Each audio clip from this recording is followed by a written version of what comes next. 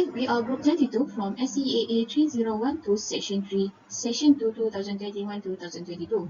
This is our open-ended laboratory for H1-STREAMFLOW measurement. Our lecturer is DS Dr. Pabilavani Anamala.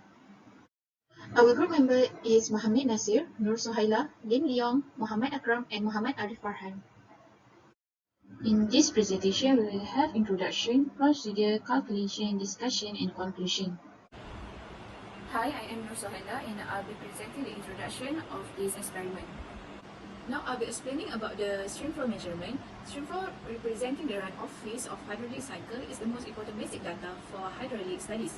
A stream can be defined as a flow channel in which the surface runoff from a specific base stream. Generally, there is a considerable exchange of water between a stream and the underground water. Streamflow is measured in unit of discharge, meter cube over second, occurring at a specific time and constitute historical data.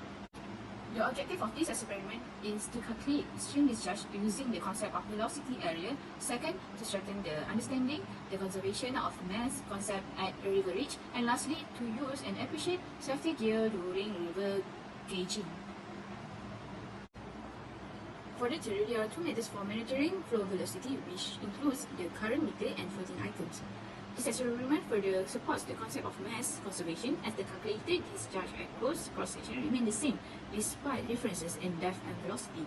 So we use equation Q equal to V of times A, which Q is the stream discharge, V is the average velocity, and A is the cross-section area of the stream.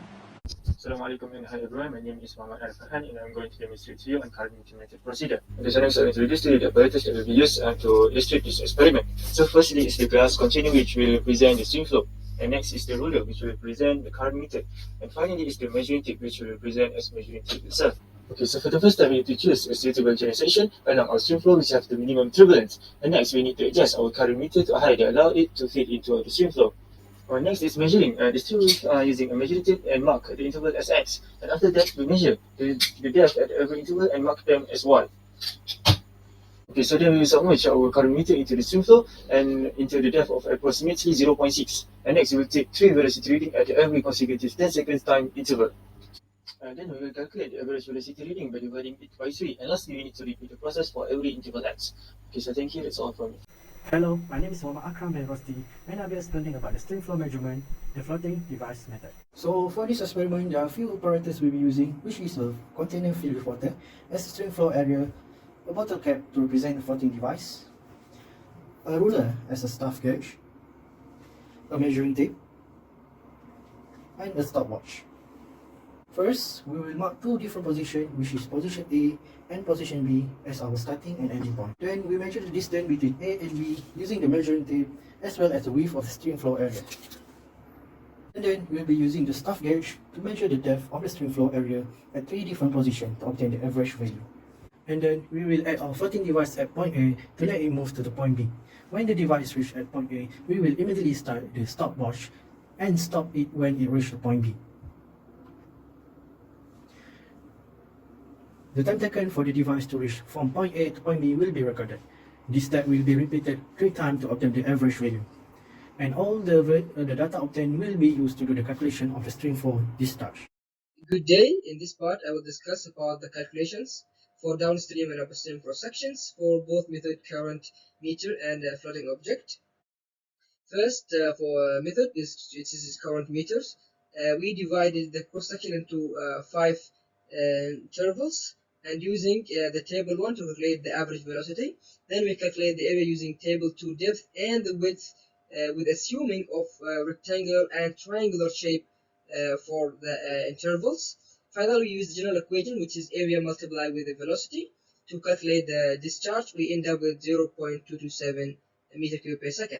For the second method, floating object, we use 3 meter distance travel with the time travels average. Then we calculate the velocity, so we multiply it with the area we obtained before to calculate the Q float. Finally, we've been able to calculate the percentage difference between Q float and current meters as 41%. For downstream cross-section, we applied the same procedures, except that the cross-section length was 4.2 meters, which give us 0.84 meter in 1 intervals. Total, the Q or discharge for current meters is 0.314 The second method, we apply the same procedures as before. We end up with Q float as 0.249 meter cube per second and the percentage difference as 20.7. Thank you. My name is Lim Leong. I'll be explaining the discussion and conclusion. There are two common methods used to obtain a discharge at the river upstream and downstream, which are the parameter method and the floating object method. So, as you can see from the result, from the calculation, there's a percentage difference showing the deviation of the results. So there are some errors that occurred while conducting the experiment. First, parallax error can occur while taking the reading. Next, the chronometer might not be in the best condition. Moreover, the floating object is on the surface of the stream, so it is likely to be affected by the wind blow. Thus, the floating velocity is not accurate. Lastly, the stopwatch might be started earlier when the floating object passed the upstream marker. So for the precautions, to avoid these errors are the observer eyes should be perpendicular to the readings of the apparatus to avoid the parallax error. Next, the chronometer should be checked beforehand and it should be maintained regularly. Lastly, a few readings should be recorded to get an average reading to avoid any errors.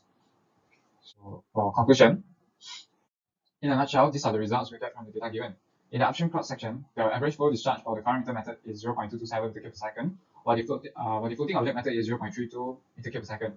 In the downstream cross section, the average flow discharge for the chronometer method is 0.314 meter cube per second, while the floating object method is 0.249 meter cube per second. So the percentage difference for the upstream and the downstream are 41 and 20.7 respectively. 41% and 20.7% respectively. As a result, the chronometer method has higher accuracy compared to the floating object method, as the floating velocity is not affected by the wind blow. Other than that, the chronometer method can measure large flood flows, while the floating object method provides only the approximate measures of the rate of flows. That's all from me. That's all from our group.